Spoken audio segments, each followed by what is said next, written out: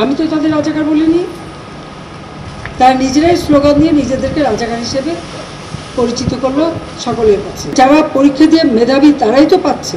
সেই সূত্রে আমি বলেছিলাম, মুক্তিযোদ্ধা পরিবারের সন্তান সন্ততিরা কি মেধাবী না? তাহলে মেধাবী কি শুধু ওই রাজাকারের ছেলে মেয়ে? ওই মুক্তিযোদ্ধা এবং মুক্তিযোদ্ধা পরিবার বা মুক্তিযোদ্ধার দিকেই যেন তাদের বেশি মানে একটা ক্ষোভ। আমার একটা কথা নিয়ে তারা কিছু কতদিন প্রতিবাদ করলো। কী কথা বলেছিলাম আমি?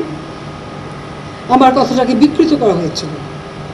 আমি বলেছিলাম মেধা মেধা মেধা, কোটা না মেধা। তো কোটা আমাদের নারীর কোটা, প্রতিবন্ধীদের কোটা, নৃগোষ্ঠীর কোটা, প্রত্যেক জেলার কোটা, মুক্তিযোদ্ধা পরিবারের কোটা, সেগুলো তো আমি বাতিলও করে দিয়েছিলাম। তারপরে কোটা না মেধা, মেধা না কোটা, তো কোটা মেধার মধ্যে একটা তফাতের কী আছে?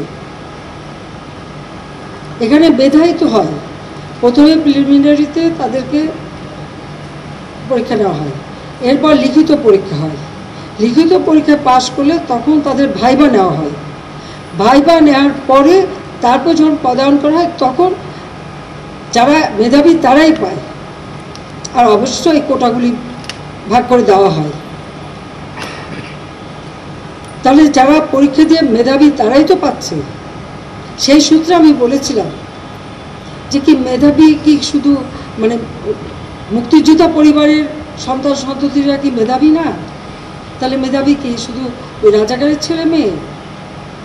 এটা বলার সাথে সাথে তাদের স্লোগান, তাও কি বিকেল 4টায় আমি প্রেস কনফারেন্স করি, কয়েক ঘন্টা চলে যায়। হঠাৎ রাত্রেবেলা বোধহয় 11টা 11:30টার দিকে দেখলাম